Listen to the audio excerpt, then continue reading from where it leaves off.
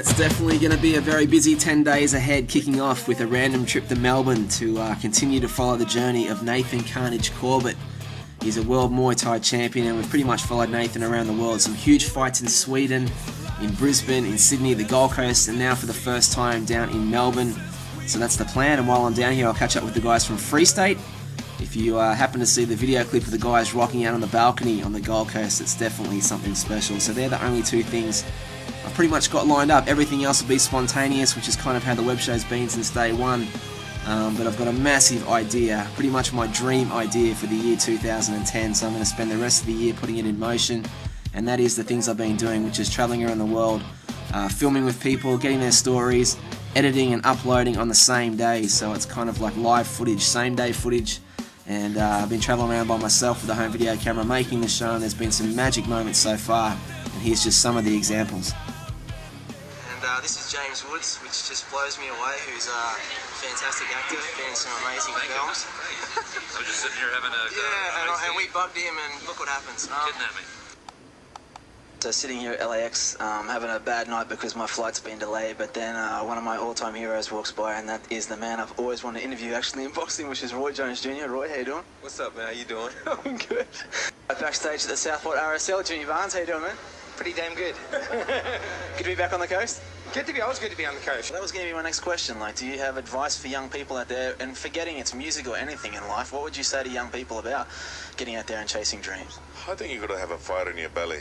You know, if you really believe something, and if your mind and your heart says you can, you can. No, but I guess you know what? If you don't have a dream, you're pretty much fucked.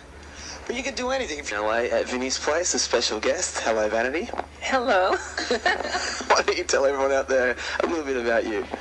I'm a transsexual porn star. What else can I say? So here we are. Are you alright? Yeah, well, wherever you want to look. We're in LA. I've got no idea where we are. It's like an Indian restaurant. It's got quite a funny smell. Joanna Cooper, how are you? I'm great. I think I'm getting high from the fumes of the curry. Yes, could be an interesting afternoon. Ashley Hamilton, how are you, champs? I'm alright, I'm alive. So we're here with Bert Young. How you doing, man? Great to meet you. A pleasure, a pleasure. Alrighty, so here we are in New York City still, with very honoured to sit with little Stephen Van Zandt. How you doing? Fine. Alright, so on the set in Hollywood with the lovely Jessica Drake from Wicked Pictures. How are you? Hi, I'm great, and we're on the set of The Collector, directed by Brad Armstrong for Wicked Pictures, and it's being shot on film. It's very exciting. Yeah, so there's a small example there of some of the people that I've met along the way, travelling around the world by myself.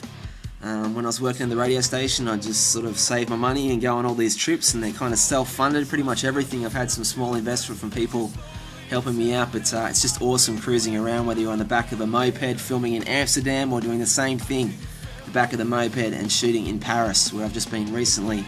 It's all one big giant adventure, and that's why I called it The Web Show, because someone knows someone knows someone, and I just never run out of content. It's always going in one direction or another, and sometimes I really feel like the show is actually happening to me because I've got no plans.